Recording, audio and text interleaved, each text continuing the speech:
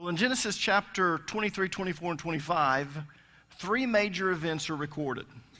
The death of Sarah in chapter 23, the marriage of Isaac to Rebekah in chapter 24, and the death of Abraham in chapter 25. Now, originally I had intended to skip chapter 23 and move on to the marriage of Isaac and Rebekah, but the teacher in me just can't do it. I was going to do it, but I thought, no, I just can't do it. So tonight we're going to cover the death of Sarah. So turn to Genesis chapter 23 and let's read verses 1 and 2. Sarah lived to be 127 years old. She died at Carrieth Arba, that is Hebron, in the land of Canaan, and Abraham went to mourn for Sarah and to weep over her. Now, as it says, Sarah was 127 years old when she died. She was 90 years old when she gave birth to Isaac, which made Isaac 37 at the time of her death.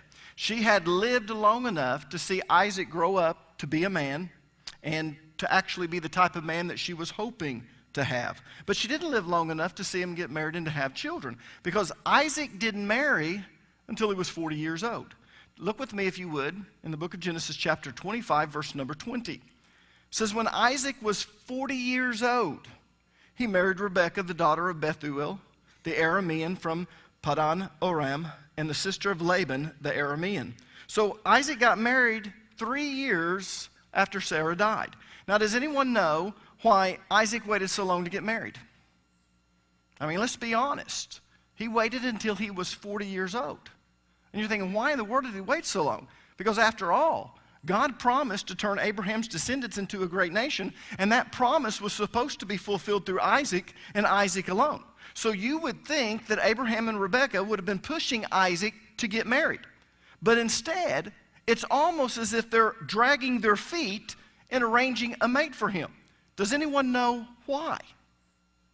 It's because they didn't want Isaac marrying a Canaanite woman. Instead, they wanted him to marry someone, a distant relative from their old homeland. Turn with me, if you would, to the book of Genesis chapter 24, verses 2 through 4. I'm jumping ahead a little bit. This is the part where Abraham realizes, I need to arrange a wife for Isaac to marry. Notice what it says.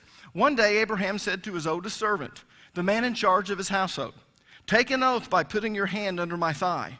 Swear by the Lord, the God of heaven and earth, that you will not allow my son to marry one of these local Canaanite women. That's pretty harsh. Swear you won't allow Isaac, my son, to marry one of these local Canaanite women. Go instead to my homeland, to my relatives, and find a wife there for my son Isaac. And that's why Isaac waited until he was 40 years old to get married. But my point is this. Isaac was 37 years old when his mother died, and Sarah never got to see him married. Now, turn back to Genesis chapter 23 and look at the last part of verse number 2 again. She died at Carrieth Arba, that is Hebron, in the land of Canaan. And Abraham went to mourn for Sarah and to weep over her. Now, as you might have guessed, Abraham loved Sarah very much, very deeply. And he didn't just mourn, he wept over her. The word weep is translated from the Hebrew word baka, and it means to cry great tears. In fact, it literally means to cry great tears until there's no more tears to cry.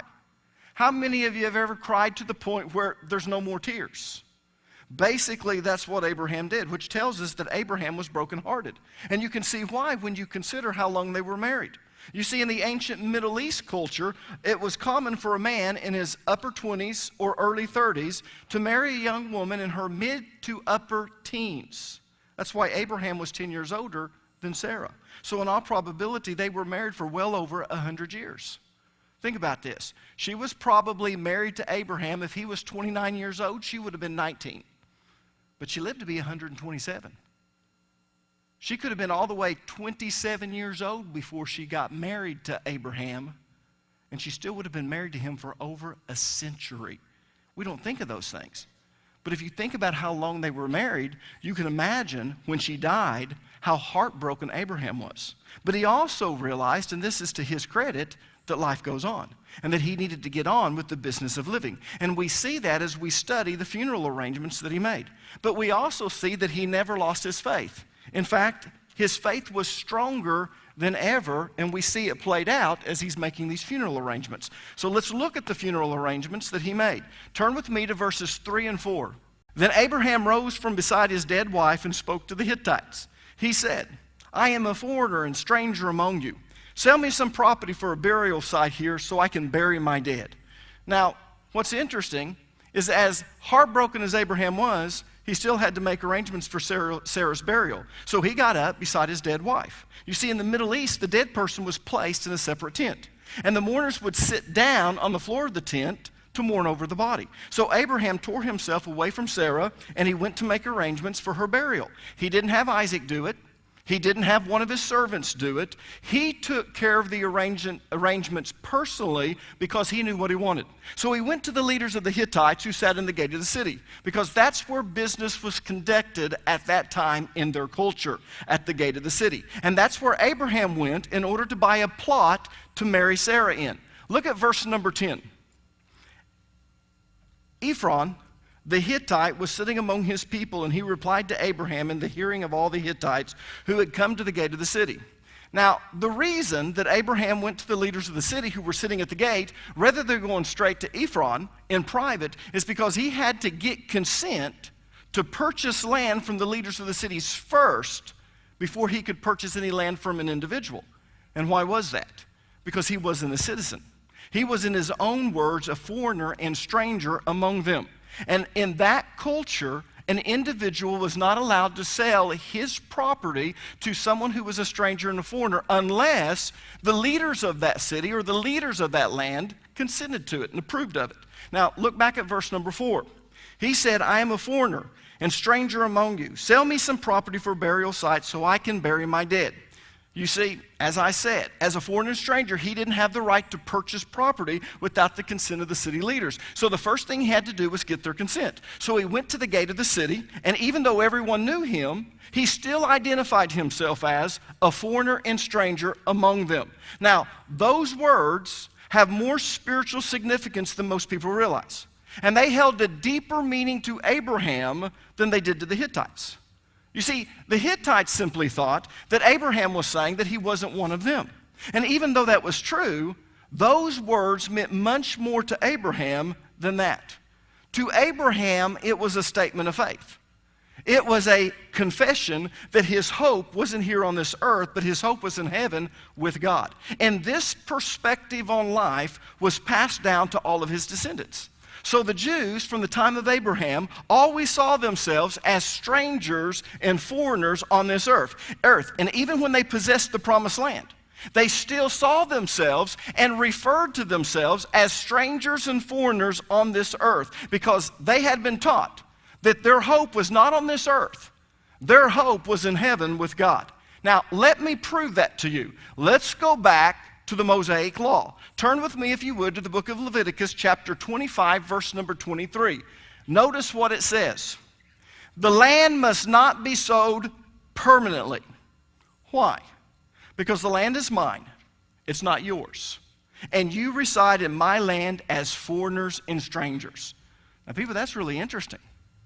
If you remember the culture of the time of the Israelites, they could sell their land, but when the year of Jubilee came, it returned to the rightful owners, always went back to the family. And so you really didn't ever buy land, you actually leased land, but they're explaining why.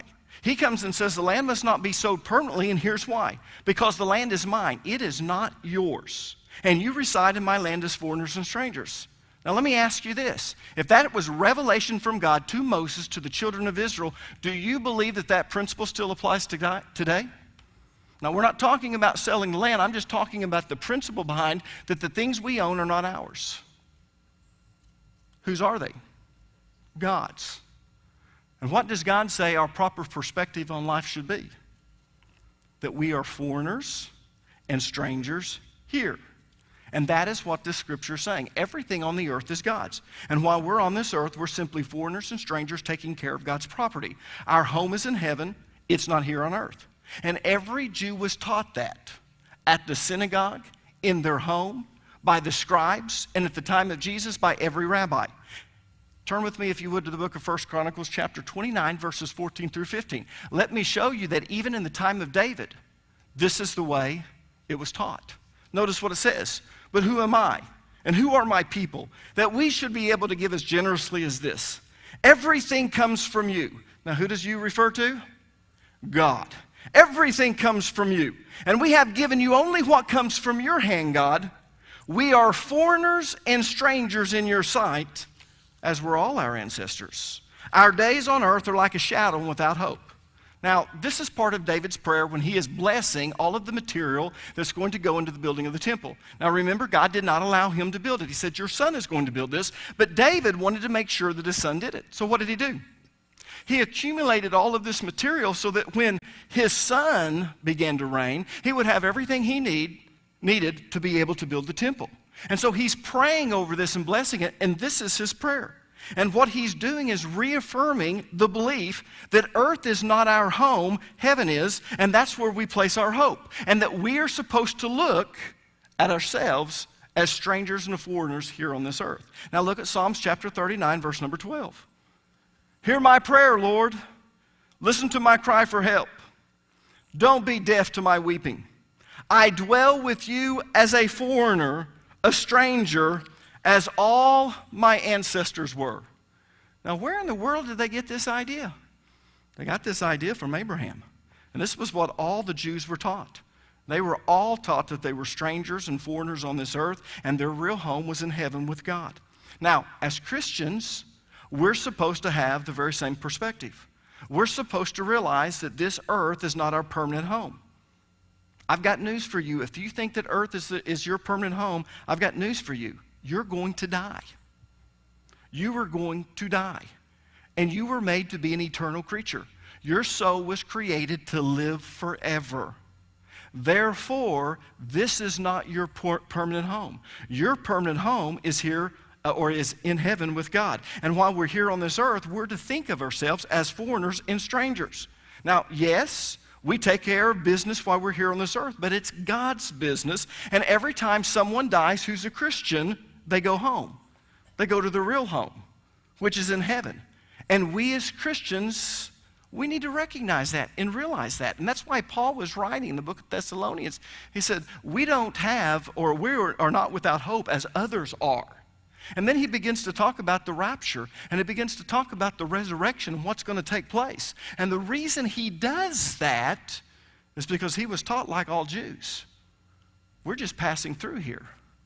God owns all of this. This is his land, it's not ours. And so we are strangers and foreigners in God's land, but he's creating a permanent home for us. And as Christians, we should believe that. Turn with me, if you would, to the book of Hebrews, the 11th chapter, verses 13 through 16.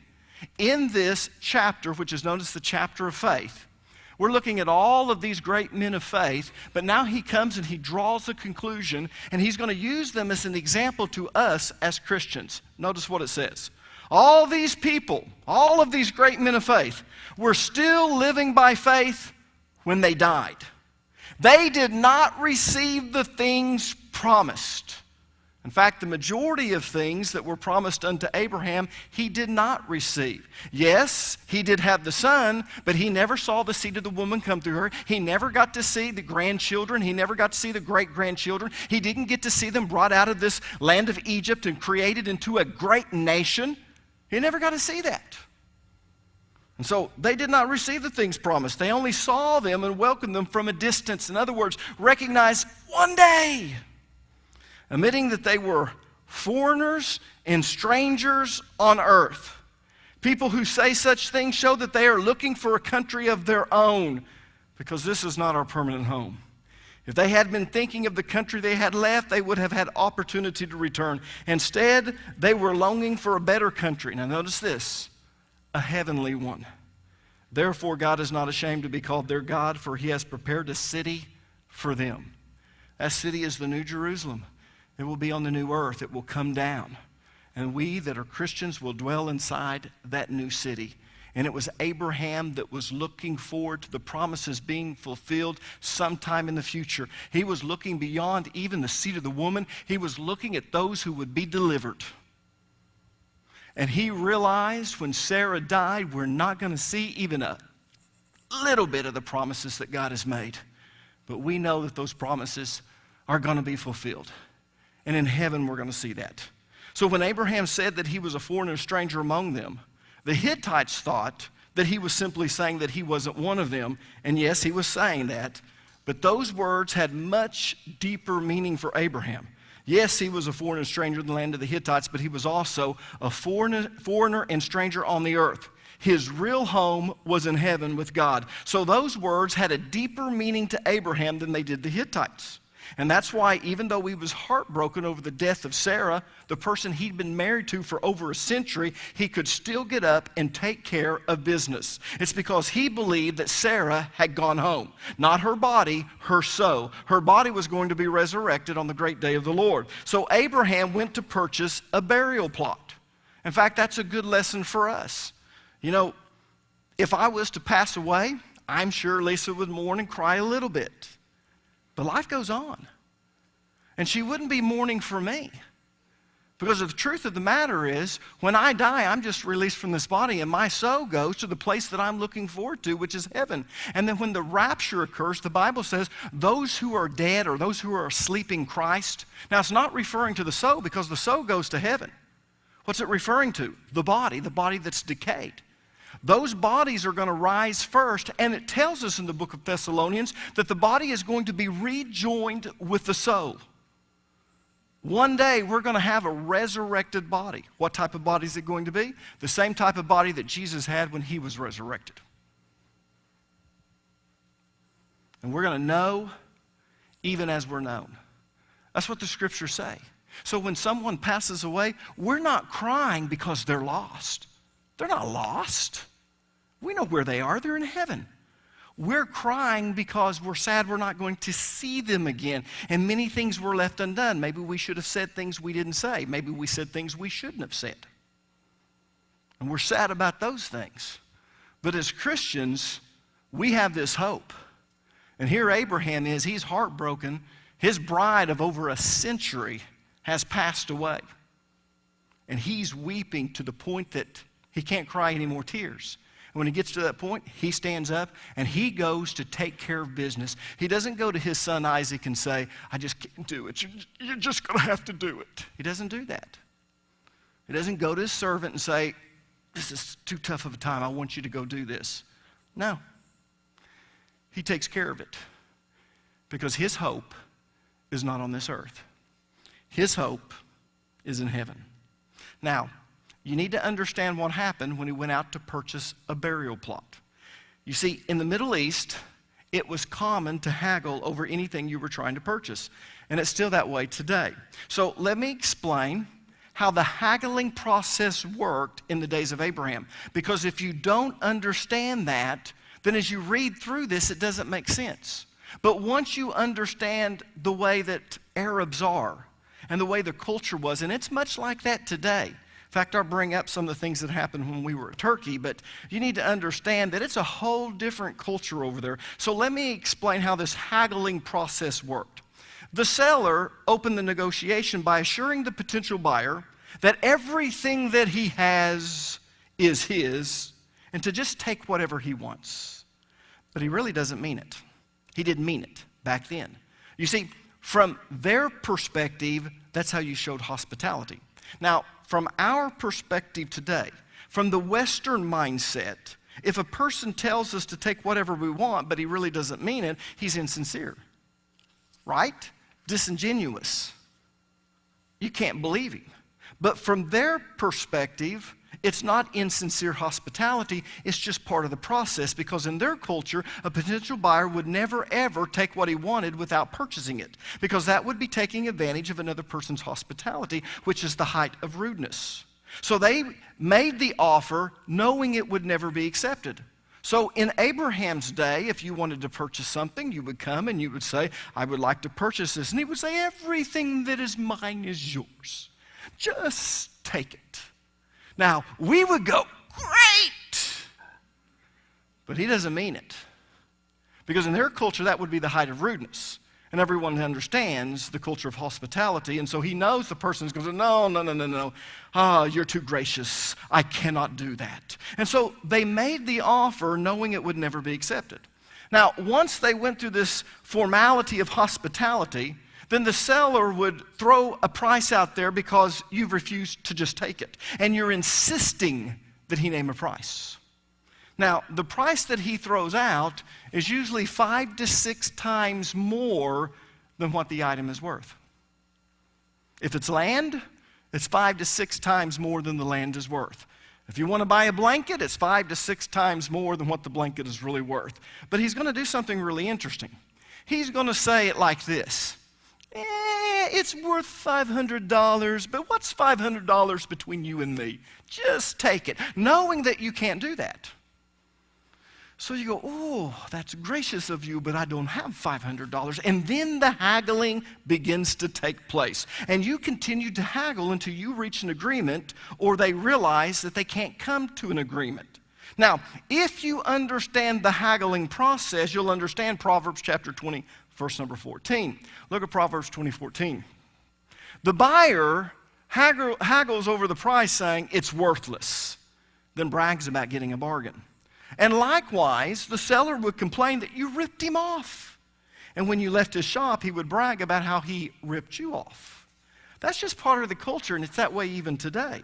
In fact, what's kind of interesting is, if you go to Turkey, when you get ready to go to the spice market that was open in 1400 and something, honey, I mean, there's certain bazaars that have been open for, we're talking 600-700 years. And, of course, it's been modernized, and, you know, the buildings are still just as old as can be. They burned down many times, and they've been rebuilt, but they brought electricity in and that. But it's really an experience. But here's what's interesting. All of the store owners and the employees in there have memorized the streets of every major city in America. Oh, yeah. In fact, they know American geography better than Americans do. So when you come inside their store, they'll say, oh, you're American. And you'll say, yeah, I'm from America. And they'll say, where are you from? And if I said, well, I'm from Tahlequah, Oklahoma, they say, Tahlequah, where is that? Well, that's close to Tulsa. About Tulsa, Oklahoma. I know Tulsa. I have a cousin who lives there. And then they'll say, he lives over by Union School. You know where they have the Asbury Methodist Church over by 71st and 169. And you'll go, yeah, I know where that is. Well, there's a little suburb there. My cousin lives there. Are you close? What he's doing is he's trying to build a rapport with you. He has never been to America. He doesn't have a cousin in America. But what he wants to do is he wants to get to know you. Now, all he's doing is setting you up. He's trying to build that relationship. And then he's going to offer you some tea. Would you like some tea? And then you're going to say, oh, this is nice in the store. And he says, ah. Now, he won't tell you because you come from America. But if you were from that culture, it would go, oh, we're friends. What's between you and me? Just take it. If you were from that culture, oh, no, I can't take it, because you would know that's the height of rudeness. And so he would say, yes, please, just take it. And you would say, no, I insist. I'll buy it from you. Throw me a price. Well, if you insist, da-da-da-da. What's that between you and me? Like he's giving it away for free. And then you would begin to haggle.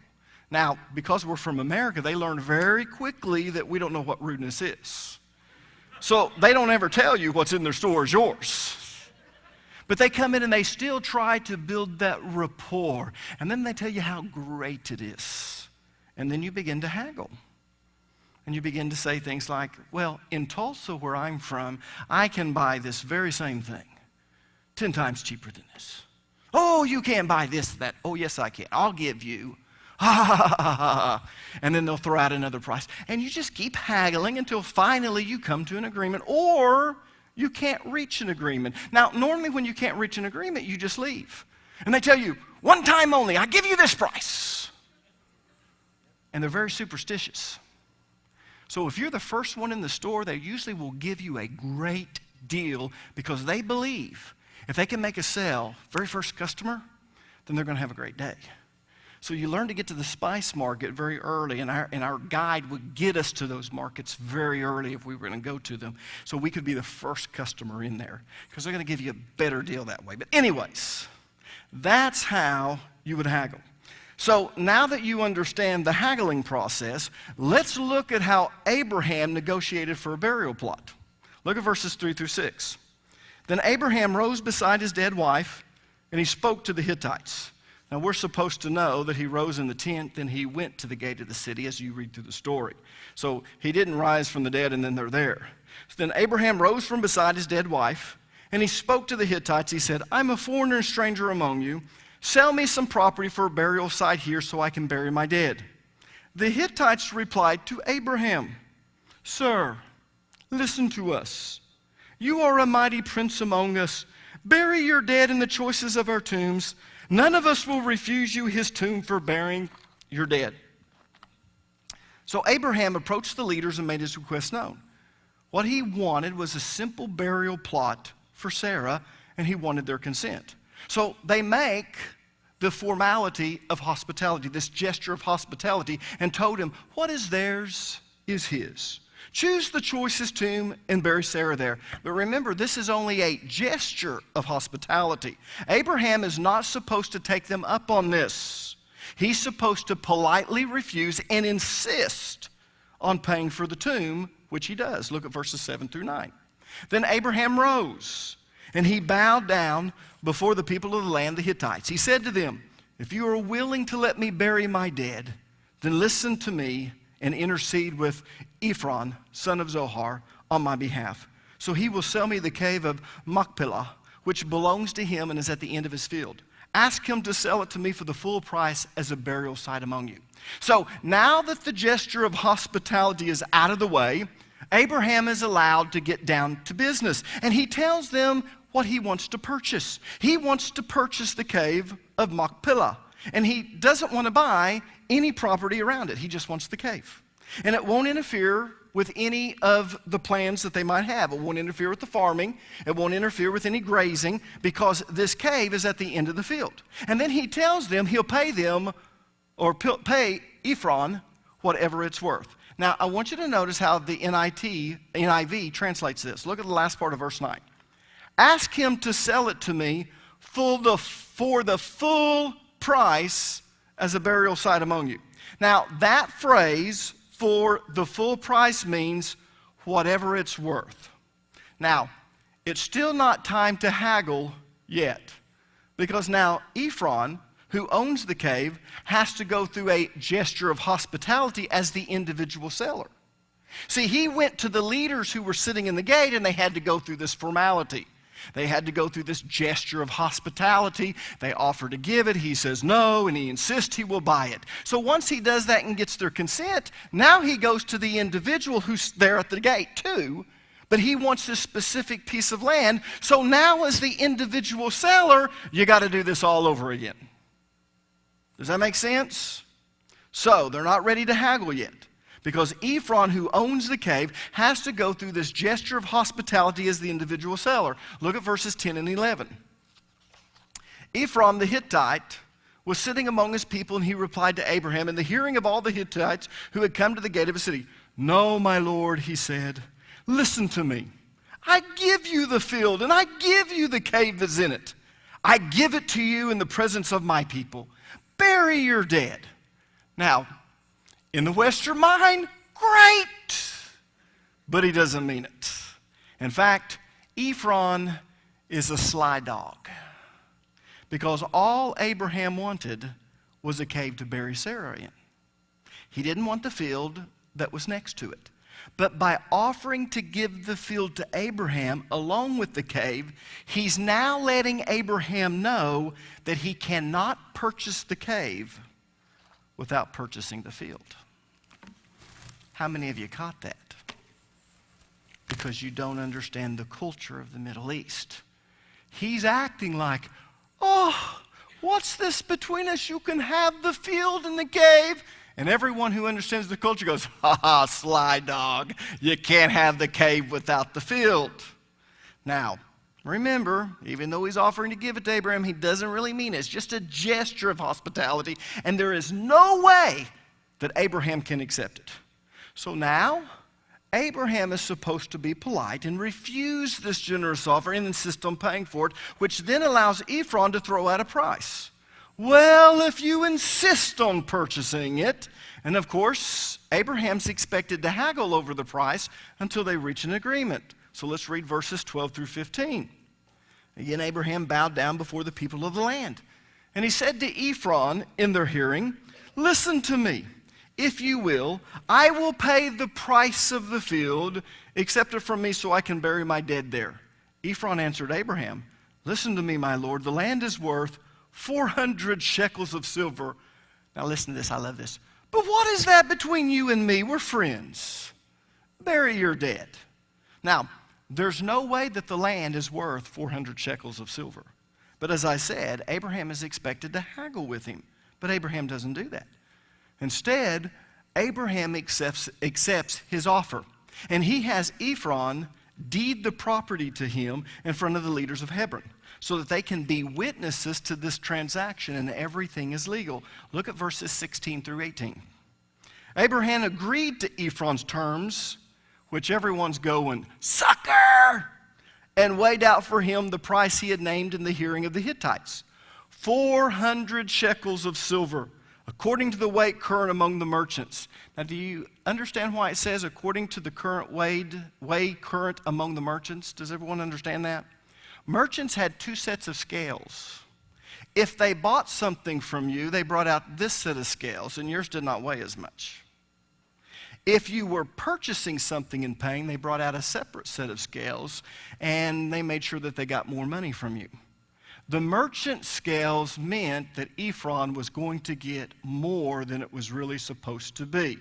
So he allows Ephron, he brings out, according to the merchant scales, 400 shekels of silver.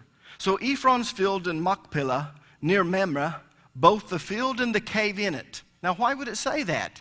Because everyone in their culture says, yeah, he got stuck with the field. Both the field and the cave in it, and all the trees within the borders of the field. Now, why does it say that? Does anyone know? Because, oh yeah, we took Abraham. Man, he paid for every rock on that place and every tree on that place. He took it all.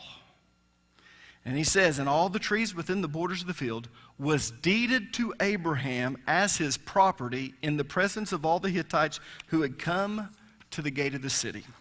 Now, why didn't Abraham haggle over the price? Because it really wasn't worth that much, and even Ephron expected him to haggle over the price. So why didn't he? Two reasons. Number one, because Abraham had more than enough money. Remember, Abraham's not just rich. Abraham is what we would consider to be filthy rich. He's a Warren Buffett. He's a Bill Gates. He's a billionaire in those terms back then. So, he's rich. This isn't going to hurt him. But he didn't become rich by paying too much for things. So, what's the second reason? The second reason is because he intended this piece of property to be the family cemetery. And he wanted all of the Hittites to know that he paid not just full price for the property, he paid much more than it was worth. And that's why he took such care that everyone in the gate of the city understood that this piece of property was being deeded to them. Because from this point on, his future descendants are going to be buried in Canaan, the land that God promised to give to his descendants. In fact, here's what's interesting. Abraham, Isaac, Rebekah, Jacob, and Leah were all buried in the very same cave at Hebron. They were going to be planted in the land that God promised to give the children of Israel. And you can go there today. In fact, in Jesus' time, Herod actually built a monument over that cave because the cave of Machpelah is still there. You can go there and you can see this monument. You can go downstairs. Of course, there's some gates I didn't want to show you on this, but you can actually go to the place. Now, Herod built a monument over the cave, and then after the period of Constantine, when they started going in and building churches over every holy site, they turned it into a church, and then later when the Muslims came in, they turned it into a mosque. But if you go there today, one portion of it is a mosque, and one portion of it is a synagogue. So here's a picture of it. Now, if you notice, this side is the synagogue. Now, see the minarets that's on the other side of the building? That half over on the other side is the mosque. Let me show you another picture. This is the Jewish synagogue side. Again, you see the minaret on the right side, but this is the entrance to go into the Jewish synagogue because this is a very holy place. People, this is where Sarah was buried. This is where Abraham was buried. This is where Isaac was buried. This is where Jacob was buried. This is where Leah was buried. And this is known. There is no discussion. This is the very cave at the very spot that he purchased. Let me show you one more picture of it. This kind of gives you an idea of what it looks like. Really nice spot looking up to it. Anyways, as we look at the funeral arrangements that he made, the thing that is striking to us is that Abraham had faith. Yes, he was heartbroken. And you know, sometimes you have pastors and you have Christians that will tell you that when a loved one dies, if you're a Christian, you shouldn't cry. People, that's hogwash. That's not in the Bible. If you love them dearly, you're going to miss them. In fact, here's what's interesting. If you remember at Lazarus' funeral, and you remember when Lazarus died, Mary and Martha, of course, tried to send a message to Jesus, and he received it, that he was sick, he's near unto death, and you need to come. And of course, Jesus waited purposely until he died. He waited several days, and then he went to the funeral of Lazarus. And of course, what did Martha say? My Lord, if you'd been here, our brother wouldn't have died. That's an accusation. And it says that Jesus wept. The word wept in the Greek is dakru, and it's written in the aorist tense, and it literally means that he burst out into tears. He just bawled like a baby. But here's the interesting thing. He knew that he was going to resurrect Lazarus, so why in the world did he cry? The reason he cried is because he understood that death is the enemy and it separates loved ones. And the only way that we're going to be reunited is in heaven one day. And so when a loved one dies, it's okay to cry. It's okay to mourn. But if you continue to mourn and don't go on with the business of life after that period of mourning, if you can't go on with your life, something's wrong. Because we have this hope. Yes, we're sad they're gone, but we understand something. They are home. When they were on this earth, they were a foreigner and stranger among us because this is not our permanent home. God owns this place, and we're just here. Our life is but a shadow. It's but a vapor, and then it's over. And our soul goes to be with God, and that is our permanent home. And so, even though we mourn for a little bit, there's a time when we need to get on with the business of life, and we need to get on knowing that we're going to see them one day, and this is not what life is all about. Life is all about heaven and a relationship with God and where we're going to spend eternity.